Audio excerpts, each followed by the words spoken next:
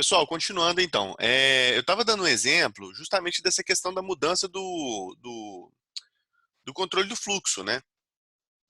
A gente deu um exemplo de uma mudança de controle dentro do mesmo corpo, né? Usando o mesmo bloco original de programação, que é digamos, a mesma rotina, né? Digamos assim, usando uma estrutura condicional. Fizemos depois, né? A partir dali, a gente delegou um controle a uma outra função essa feita por mim mesmo, né? Ou seja, uma função, digamos que caixa branca, né? É, e depois a gente tem um café vem bem, Richard. Pena que eu não tenho café aqui agora, mas seria uma boa. Mas em terceiro lugar, a gente teve uma delegação de controle de fluxo para uma função caixa preta, uma função que não faz parte do meu bloco de construção, né? Daquilo que eu fiz de fato.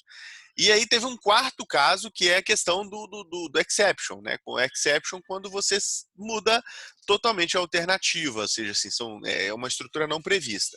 A gente vai ter uma aula de tratamento de exceção lá na frente. Eu vou entrar em exception com mais cautela com vocês mais para frente. Por hora, como a gente vai se ater mais a essa questão de blocos de programação e controle de fluxo e subrotina, a gente eu vou deixar um pouquinho a exception de lado para a gente não entrar muito a fundo nela e vamos deixar para falar mais para frente, ok? Então tá aqui. Ah, beleza, então as unidades do programa podem ser organizadas no esquema simétrico, através de um conjunto de subrotinas. Olha só, o termo começou a aparecer aí para gente. O termo de subrotina. Opa, ficou todo. Vocês estão. Alguém falou alguma coisa aí? Não, né? Então vamos lá. O que acontece é o seguinte: tá começando a aparecer o termo aí da onde a gente quer chegar, né, na questão de subrotina. O que seria, né, exatamente o conceito de subrotina, né? Como a gente tem falado, é um bloco de programação.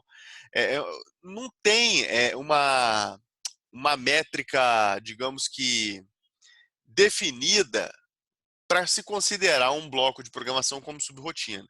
Ou seja, você não tem que chegar e falar assim, não, para ser considerado subrotina, eu tenho que ter tantas linhas de código, eu tenho que ter tantas funcionalidades implementadas.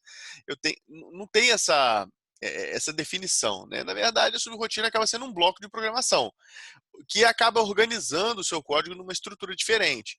O que se propõe, muitas das vezes, e isso não é uma questão de linguagem de programação, isso é uma coisa de construção de software, né, de programação num contexto mais amplo, né, justamente você utilizar esses recursos para se organizar dentro do seu contexto, dentro do seu programa, dentro do seu produto que você está construindo, né? É claro que você sabe que quando você está construindo um sistema, as coisas vão se acrescentando, né? Ou seja, você vai inserindo novas coisas, novas funcionalidades, e essas coisas tendem a fazer o seu programa crescer. Se a gente não organiza, vai virar uma confusão, né? Um troço que ninguém vai conseguir se encontrar, um negócio que fica impossível de se achar, e não é onde a gente pretende chegar.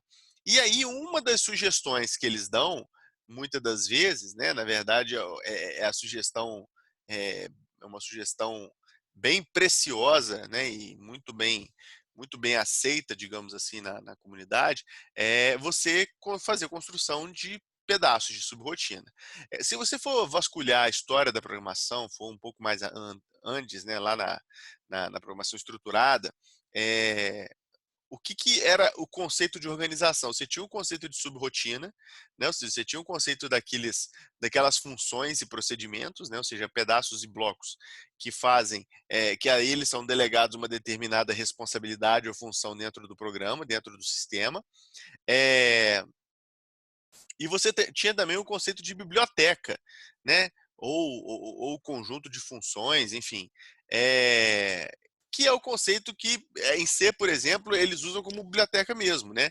Você tem um conceito de biblioteca em C. Você pode criar um módulo onde você compila um conjunto de funções, e esse conjunto de funções compiladas é um pacote que você pode levar ele de um lado para o outro, né? Ou seja, você pode reaproveitar isso em diversas partes do seu programa ou dos seus programas, né? Sendo até mais abrangente aí, né? Num conceito muito mais amplo, né? Num escopo muito mais aberto. Então, assim, lá nos primórdios, né, quando você falava de Fortran, COBOL, enfim, isso aí já era uma prática. Na verdade, eu vou até um pouco antes, né? Cartão perfurado. Havia a prática de se organizar os cartões perfurados, né? Você fechava em lotes, né? Então começou a criar o conceito de conjuntos, né? Ou seja, conjuntos de, de, de, de, de de subprodutos para cartão perfurado. Eu lembro que eu trabalhei com um cara que ele falou que ele era estagiário na época do cartão perfurado. E aí aconteceu aquela cena típica, né? Como, claro, né? O cara estagiário, óbvio que tem que acontecer essas coisas desse tipo, né? E é sempre com o estagiário que acontece. E, enfim, não devia ser uma coisa incomum de se acontecer. Ele pegou um programa que uma pessoa desenvolveu em cartão perfurado, aí pegou uma pilha de cartões perfurados, que era o programa, e o problema do cartão perfurado é que tem que ser mantida a questão da ordenação, né? Ou seja, você não pode mudar a ordem dos cartões, né? O processamento é dependente da ordem que os cartões são inseridos. E aí é o estagiário, óbvio, né, que teve que levar esses cartões de um lugar para o outro, num belo momento, o que aconteceu com ele? O que, claro, ele teve que tropeçar, né? Até porque se não fosse isso, não teria graça. Então o cara tropeçou, caiu aquele monte de cartão no chão, simplesmente bagunçou a vida todinha do programador. E aí o cara teve que reorganizar o código todinho. É praticamente você revasculhar o código inteiro para ver a sequência, para enfim. Não vou dizer que é uma programação nova porque você já perfurou os cartões, mas é um trabalho de quebra-cabeça ingrato de ser executado. Então, naquela época do cartão perfurado, o pessoal já era esperto, né? Óbvio. O cara chegava e falava, bicho, quer saber? Eu vou organizar esse troço em pacotes. Porque se o estagiário vai tombar, que tombe um pedaço do programa e não um programa inteiro. Então, se é para acontecer uma desgraça, que aconteça uma desgraça setorizada. Então, lá atrás já tinha esse conceito de organizar, né? Então, esse conceito vem meio que se aplicando.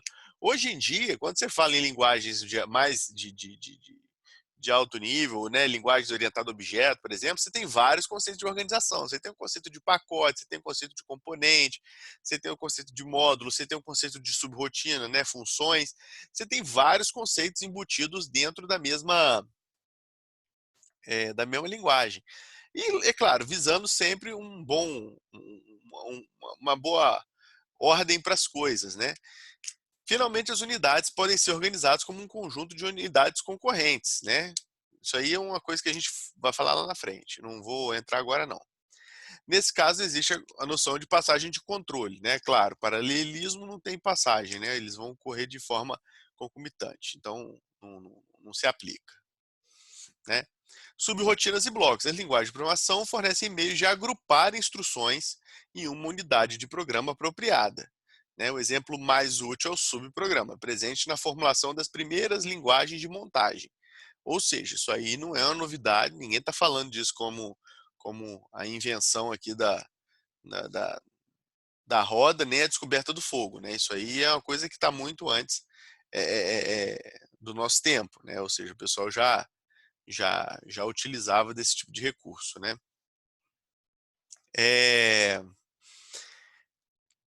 Então a ideia é a seguinte, é você usar esse conceito, né?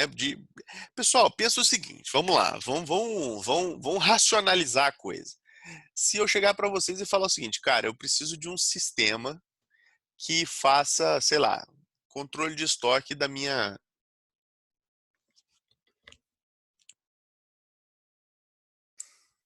loja. Pergunto, você conseguiria implementar um sistema de controle de estoque de uma loja escrevendo tudo num bloco monolítico? Que o bloco monolítico, que entendam o seguinte, você pegou um arquivo, começou a escrever na programação e vai do início ao fim naquele mesmo bloco, sem chamar mais ninguém, só dentro do mesmo bloco. Você consegue fazer uma coisa dessa? Cara, eu acredito que sim, acredito que você consiga.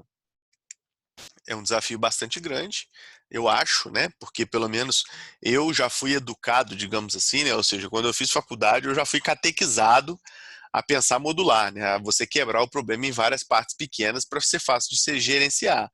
Então eu acho que eu já fui concebido na computação desse jeito. Então é difícil para mim pensar diferente disso. É, mas funciona, funciona. Claro que funciona. A questão aqui não é se funciona ou não e nem se é tecnicamente viável ou não. A questão, gente, é se realmente faz sentido você ter um bloco de código que é possível de ser compreendido por uma segunda pessoa ou até mesmo por você mesmo, novamente, no futuro. Na época de faculdade, eu comecei a faculdade quando eu estava cursando lá os primeiros períodos da faculdade. Tinha muita gente, tinha um grupo bom, assim, de uns, sei lá, minha turma era uma turma de 50 alunos, né? Da minha turma de 50, devia ter uns 15 a 20 lá que fizeram escola IF na época, né? IF hoje, na época era Escola Técnica Federal, mas hoje se chama Instituto Federal Fluminense, né? No caso de Campos. Aqui é Instituto Federal do Espírito Santo, IFES. Todo mundo tinha feito, eu tinha uns 15 caras que tinha feito o curso técnico em informática. O que aconteceu? Os caras já sabiam programar, já sabiam várias coisas que a gente que estava começando. Eu não digo a gente porque eu também já tive uma experiência, né? Eu tenho uma história, enfim, depois a gente conta como que foi a minha execução aí de faculdade, curso técnico, né? Mas eu já tinha feito alguma coisa do curso técnico antes.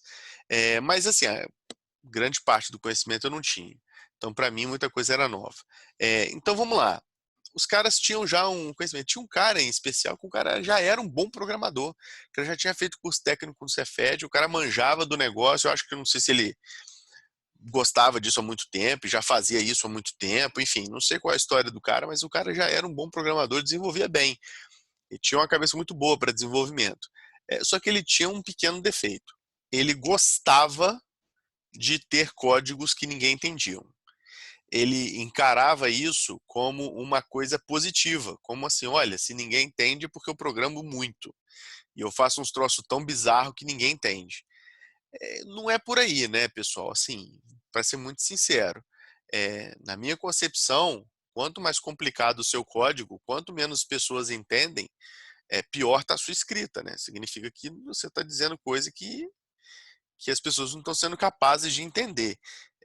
Só abrindo um parênteses aqui, pessoal, é, isso é meio assim, quando você fala em meio científico, meio acadêmico, o objetivo central de pesquisa e desenvolvimento das coisas, né, de conhecimento, é você conseguir fazer com que esse conhecimento se dissemine. As pessoas fazem pesquisa não é para elas serem o top de linha. Eles fazem pesquisa para outras pessoas descobrirem novas coisas a partir da sua pesquisa. O meio acadêmico funciona assim. Se você for olhar, por exemplo, Einstein, quando escreveu lá a teoria da relatividade, ele publicou aquilo porque ele queria o quê? Eu vou inserir esse conhecimento na comunidade para que a comunidade use esse conhecimento e realimente o conhecimento, ou seja, gere outras coisas, outros avanços a partir disso. Então, assim, ele não estava preocupado em só ele saber fazer. Porque depois que ele morreu, o conhecimento foi junto. Mas não, o meio acadêmico funciona diferente. Ou seja, a ideia é você levar esse conhecimento para que o conhecimento realimente o sistema. Né? O próprio sistema é realimentado pelo conhecimento. É, fechando esse parênteses, voltando para o parênteses anterior, que a gente estava aqui da. Então, pessoal, assim, não faz muito sentido você ter uma coisa que é inelegível, não faz sentido. Não é porque você é bom, é porque você é ruim naquilo que você está fazendo, você não está se expressando da forma correta.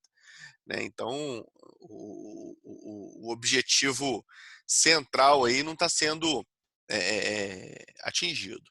Então, assim, a pessoa se orgulhava pelo fato de conseguir escrever um código que ninguém entendia. Né? Então, ele achava que isso era uma coisa muito legal e muito boa. E não era, não é, nunca foi. E continua não sendo. Então, pessoal, quando eu perguntei a vocês, no assunto central aqui da aula, se vocês têm condição de escrever um programa que faça um controle de estoque, sendo um programa novo, sim, vocês têm. A questão é como que fica a organização disso? Ah, professor, você quer organização, quer floreio, vai fazer outra coisa. Vai fazer, sei lá, vai fazer a parte de front-end, que você vai fazer desenhar as telas. Cara, você está viajando na maionese, porque assim, tem que pensar o seguinte: é, esse programa não é seu, onde só você usa, só você vai. É uma coisa que você vai levar isso para algum lugar, cara. Alguém vai dar manutenção nesse sistema, você vai vender isso em algum dia, isso aí vai de repente se tornar comercial, isso vai ganhar escala, você vai ter outros clientes. E, cara, se você fizer um troço que só você entende, você perde consideravelmente com isso. Você não consegue escalar, porque você não é um Jedi que vai fazer tudo. Você vai sempre depender de alguém para te ajudar. E aí, na hora que começa a entrar outras pessoas te ajudando, outras pessoas contribuindo com o seu trabalho, você simplesmente vai deixar de fazer. Você vai chegar num ponto que você não vai ter condição, porque tá uma zona. Eu li um livro sobre empreendedorismo, né? Enfim, essa parte de business, e o cara falou, né? O cara no livro ele fala assim, cara, você não ganha dinheiro.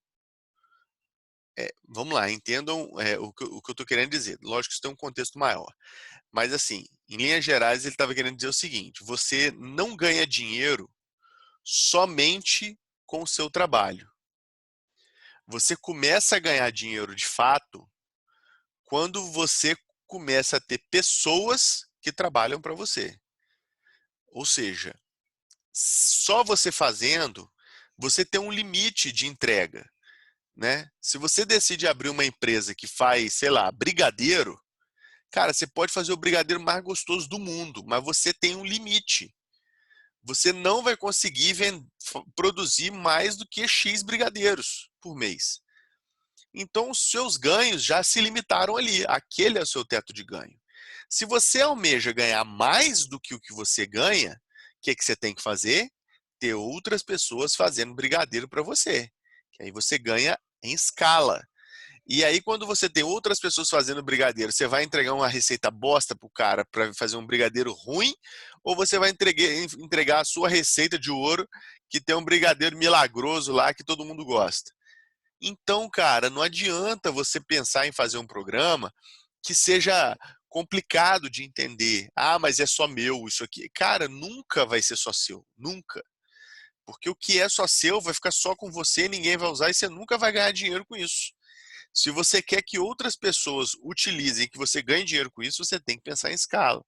Então, galera, organização em programa é fundamental. Para de pensar naquela ideia de que programador bom é o que faz de qualquer jeito. Não é. Programador bom é o cara que faz o negócio direito. Comenta o código, separa os blocos, organiza as coisas, deixa claro para o cara que está vendo o que ele está fazendo, entendeu? Então, assim, é fundamental. Então, por que essa catequese toda, né, de organização? Justamente porque o conceito de subprogramas e blocos vieram justamente para nos dar esse potencial de organização, né? Ou seja, a gente começa a quebrar os programas em coisas menores. Então, a ideia, né, associada ao subprograma corresponde a uma unidade que recebe um conjunto de entrada, realiza um procedimento e gera um fluxo de saída. Pessoal, por isso que o nome acaba sendo, às vezes, subprograma, porque um programa faz isso. Você recebe uma entrada, processa e gera uma saída. Subprograma, recebe uma entrada, processa e gera uma saída. É sempre assim, a caixinha é sempre a mesma, né? O desenho é sempre o mesmo, né? O procedimento define como as saídas se relacionam com a entrada, porém não é necessário revelar uma maneira como as saídas são processadas. Olha só, isso é uma informação importante. Você constrói a subrotina, mas não significa que o processamento interno da subrotina é de comum conhecimento sempre, né? Ou seja, você pode ter subrotinas caixa preta, ou seja, com código que não é aberto para que outras pessoas visualizem esse código. E aí, vamos lá, deixa eu... Ah, professor, mas você está aí catequizando a gente que a gente tem que fazer para outras pessoas usarem, etc e tal. É, e agora você vem falar que tem um componente caixa preta que ninguém acessa. Quando eu falo componente caixa preta, não é o cara da sua empresa. Você está tendo uma empresa de software onde tem vários programadores que desenvolvem com você, os seus programadores têm que conhecer o que está programando, né? Agora, caixa preta para uma empresa que está comprando seu software. E aí, para ele, pode ser caixa preta, porque ele não precisa, ele não vai te ajudar a desenvolver, né? Ele não é um braço para o seu desenvolvimento, ok? Então, é, é, é, atentos a isso, tá? Fiquem ligados aí com isso aí. O subprograma se apresenta apenas como com sua interface, composta pelo seu nome, os dados de entrada e os dados de saída. E nunca, né, depende do tipo de componente, se é caixa branca ou caixa preta, né, mas nunca, porque normalmente na definição você não necessariamente coloca os detalhes de implementação, né, você vai botar só o contrato, né, ou seja, só aquilo com o qual você está pretendendo lidar. Até mesmo para ter uma simplificação, tá, pessoal? É, é, é, por exemplo, você cria um subprograma, uma rotina, vamos supor, uma função somar. É, o que você está escondendo dentro dessa função somar? Escondendo não é a melhor palavra, escondendo parece que você não quer que ninguém descubra. Mas o que você está considerando ali dentro? Você está considerando uma operação de soma. Que, tudo bem, a operação de soma é uma operação super simples, né? Mas vamos supor que ela tem uma certa complexidade e você não quer expor para não confundir quem está usando. Agora, se o cara quiser acessar a função e ver o detalhamento da função, né, ou seja, se o código for um código aberto, o cara vai conseguir acessar e ver, mas normalmente as funções você só libera o rótulo delas, né, só a interface, que é basicamente os dados de entrada, os dados de saída e o nome dela. Então, ela permite que os usuários se concentrem no que é feito e não como é implementado. É isso que eu falei agora. Ou seja, o cara está preocupado no, no resultado da função e não como ela está sendo feita. Né? Não estou preocupado em como está sendo feito. Essa abordagem inclui desde subrotinas as funções Fortran, é, até subrotinas e funções que utilizam linguagem de programação mais atuais.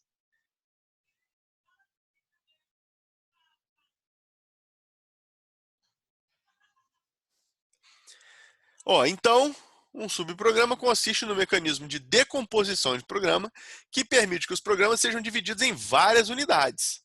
Chamadas de subprograma controlam o fluxo de controle entre essas unidades. Isso é, a ordem que as unidades, subrotinas ou funções devem ser executadas. É isso aí. Né? Ou seja, dependendo de quem chama quem, né, da ordem de precedência, você vai ter um fluxo diferente, né? Um fluxo definido para cada situação.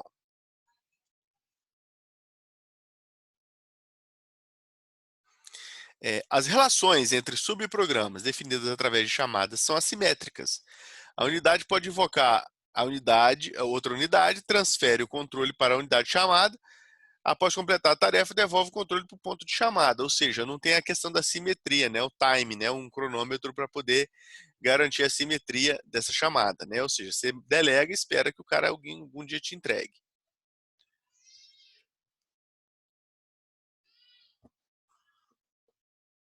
A maioria das linguagens de programação fazem distinção entre dois tipos de rotina: procedimentos e funções. C, por exemplo, não faz essa distinção, mas muitas fazem. Um procedimento não retorna valor. Ele é um comando abstrato que é chamado para fazer alguma troca de estado desejada. Pessoal, o procedimento não retorna valor. Pelo amor de Deus. Tem aqui, deixa eu ver. Pô, podia ter aqui no Zoom um, um, um loopzinho para a gente implementar. Que aí eu ia botar essa frase que eu vou falar agora em loop para repetir pelo menos umas 10 vezes para vocês guardarem isso. Existe uma grande diferença entre as seguintes expressões: procedimento não retorna resultado. É diferente de procedimento não produz resultado. Repetindo, a frase procedimento não retorna resultado é diferente de procedimento não produz resultado. Completamente diferente. Retornar, pessoal, é voltar para quem pediu. Retornar é você ter uma resposta.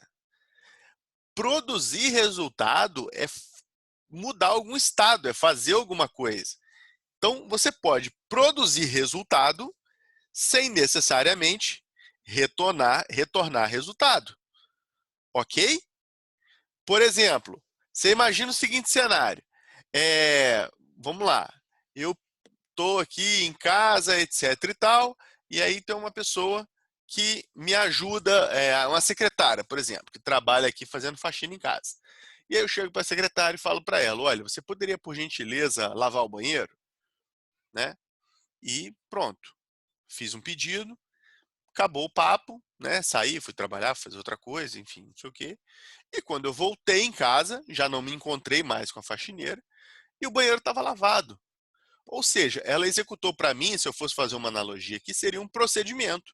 Por que é um procedimento? Porque ela gerou um resultado, ela produziu um resultado que foi o banheiro lavado, mas não necessariamente ela precisou me retornar. Ela não precisou me ligar antes de ir embora e falar, Guilherme, lavei o banheiro, não sei o quê. Entendeu? É, é, ela não precisou me dar nenhuma resposta. Eu não pedi isso, eu não esperava disso dela. Eu só queria que ela fizesse aquilo que eu pedi e acabou. Então, não, não, não, não tem que. Não tinha que ter tido uma resposta. Agora, olha a situação diferente. Você, por exemplo, chegou na. Vamos supor, você vai na padaria. Você chega na padaria e fala assim, para o atendente, por favor, me gostaria de comprar 10 pães. O cara chega para você e fala, tudo bem. O cara vai lá dentro, pega os 10 pães, enfia num saco e deixa lá no balcão dele, do lado de dentro lá. E você fala assim, ué, mas e aí, meu amigo? Cadê o pão? Não, eu já fiz, eu já peguei, já separei, já botei. Não, mas você fez um monte de coisa, você pegou o pão, você botou no saco, etc, mas você não me entregou. Então não adiantou de nada. Era a mesma, para mim, é a mesma coisa que você não ter feito nada, porque eu precisava do pão na minha mão. Eu não precisava que você fizesse uma operação de pegar o pão e enfiar no saco. Perceberam a diferença? A função existe uma necessidade de retorno de resultado. Ou seja, uma chamada de função ela precisa trazer uma resposta. Porque se ela não trouxer, não faz sentido chamar ela. Porque ela precisa justamente produzir e retornar uma resposta. Já o procedimento não. Então, assim, existem essas duas linhas. E muitos programas, muitas linguagens de programação fazem essa diferenciação do que é um procedimento ou do que é uma função, ok? Então tá aqui, ó, o estado pode mudar porque valores de alguns parâmetros transmitidos do procedimento sofrem modificações, pois algumas variáveis não são locais, não locais são atualizadas pelo procedimento e algumas ações são desempenhadas no ambiente externo, né, de leitura, escrita, né, por aí vai. Tem função, tem linguagem que, no caso C, por exemplo, C ele considera tudo como função, né? Ele trata tudo como função. Então tem as funções que retornam resultado e das funções que não retornam, né? Que são as funções que retornam void. É, assim, em termos de construção, né? Como se fosse uma função que retorna vazio. Acaba tendo o mesmo efeito de um procedimento, né? Mas a nomenclatura em C é tudo função. Né? Mas o conceito é um conceito de procedimento. Uma função sempre retorna valor, que pode ser de um tipo elementar ou do tipo agregado, né? Ou seja, depende do tipo de retorno. Numa função em contraposição, supõe-se que o valor que depende do valor dos parâmetros que deve ser retornado. Né? Ou seja, imagina-se que você vai fazer alguma coisa com os valores que entraram para produzir o resultado de saída. Né? Se você mudar a entrada, provavelmente você vai mudar a saída, em teoria. Né? A linguagem Pascal, assim como o Ada, fornece tanto procedimentos quanto funções. Se vocês tiverem curiosidade de programar em Pascal, por exemplo, eu já tive, eu estudei Pascal na minha faculdade, né? É, você lá no Pascal você tem esse conceito, né? Então você declara, né? Você escreve procedure tal, function tal, ou seja, o bloco ele tem a palavra reservada procedure e a palavra reservada function para definir o que ela é, entendeu? Está na descrição da linguagem. Diferente de C, que tudo é function, né? É void e sem void. Então, na verdade, tudo é function. Mas o conceito do C está meio implícito ali, né? Todos os programas são funções, né? Como eu falei. Isso alguns retornam valor, mesmo que o retorno seja vazio, né? Void. É o que eu falei. Deixa eu só.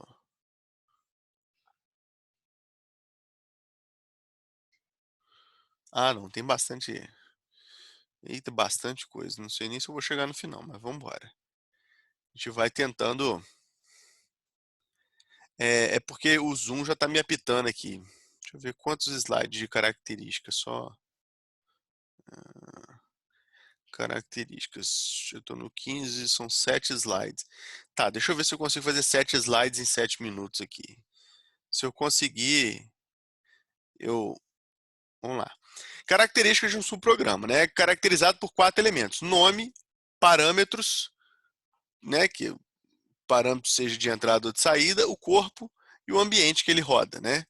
Um subprograma normalmente é definido por uma palavra-chave que informa ao compilador. Trata-se de um subprograma normalmente é definido por uma palavra-chave que informa ao compilador tratar-se de um subprograma, seguido do nome, da definição de uma lista de identificadores, né, esses parâmetros formais e do seu corpo. Deixa eu abrir um parênteses aqui rapidinho. A gente está falando aqui de procedimento e função, né? Tem um recurso no Oracle. O Oracle tem o PLSQL, né, que é o Programming Language proprietário lá da Oracle, para você programar dentro do ambiente Oracle. Você tem lá o conceito de. Olha só, você pode criar uma procedure, né? Ou seja, você pode criar um procedimento onde você passa como parâmetro uma variável, né? Uma variável de saída. Olha só que loucura. Né? Deixa eu repetir aqui para vocês, só para vocês saberem que existem essas coisas bizarras. Pensa no seguinte: numa função, você tem os parâmetros de entrada e a função te gera o quê? Uma saída. Né? Então, você tem os parâmetros de entrada e a função te gera uma saída. No Oracle, você tem um procedimento onde você pode passar como parâmetro variáveis de entrada e variáveis de saída. Significa que as variáveis de saída, elas só vão ser populadas depois que você executar o procedimento. Você executa o procedimento, escreve nessas variáveis e ao final desse procedimento essas variáveis vão estar com valor preenchido, né? Como se fosse um tipo de função, né? Mas a diferença é que como é parâmetro, você pode passar vários, né? Então eu posso passar uma lista de 10, 20 saídas diferentes, se eu quiser, né? É uma forma de você estender a capacidade. Função normalmente é um tipo de retorno, mesmo que esse retorno seja uma lista de coisas. Mas em linhas gerais é um retorno que você tem, né? Se você tem coisas diferentes para retornar, você não consegue, a não ser que seja uma estrutura de dados complexa, né?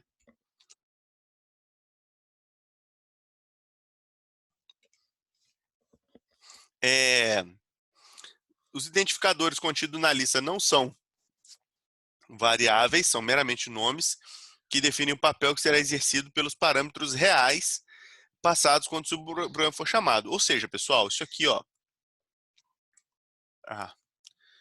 Eu tenho que. Cadê? Interromper compartilhamento. Compartilhar. É isso aqui que a gente está falando. Olha só. Quando você faz isso aqui, ó, na verdade, o valor que você está trabalhando como parâmetro é esse cara aqui. Mas na definição da função, deixa eu mudar aqui, ó, vou fazer do set. Ó, set nome. Vou entrar nessa função aqui, na descrição dessa função. Olha como que ela tá, ó. Eu defino o quê? Como se fosse uma variável, mas na verdade ela não é ainda. É como se fosse uma variável que vai ser preenchida quando você chamar a função. Então, dentro dela, eu posso até tratar ela Posso até considerá-la ali dentro, né? Como se fosse uma variável declarada, só que ela não tem valor. Ela só passa a ter valor quando o quê? Quando eu chamo ela e passo o quê? Um valor para ela. Então, quando eu faço isso, aí sim, esse valor aqui vai ser escrito nessa variável e aí sim eu consigo usar ela dentro do meu bloco de programação. Entendeu? Pessoal, olha só, eu não vou conseguir finalizar aqui o... já estou com 2 minutos, eu falo demais, eu acho. Normalmente existe uma correspondência posicional baseada na ordem da lista, entre os parâmetros reais e formais. É claro, né? Se você tem uma lista de parâmetros, né, de uma rotina, uma função, um módulo, um procedimento ou uma função, onde você tem mais de um parâmetro, você vai seguir a ordem posicional, né? Então é importante, porque tem que tomar cuidado com isso. Às vezes pode acontecer de você errar a ordem e aí o dado é tratado de forma diferente, né? Então muita atenção com isso aí, beleza? Entretanto, algumas linguagens, além de esquema posicional, associar os parâmetros reais através de seus nomes. Tem alguns recursos que você usa, até Java mesmo, tem umas rotinas que você consegue definir por nomes, né? Ou seja, você definir setar pelo nome do parâmetro. A especificação de parâmetros no subprograma contém, normalmente, além do nome, um tipo de maneira que eles vão ser utilizados em tempo de execução. Passagem de parâmetro é utilizada para a comunicação de objetos entre as unidades do programa. Ou seja, a gente usa justamente o dado que vai trafegar de um lado para o outro, né?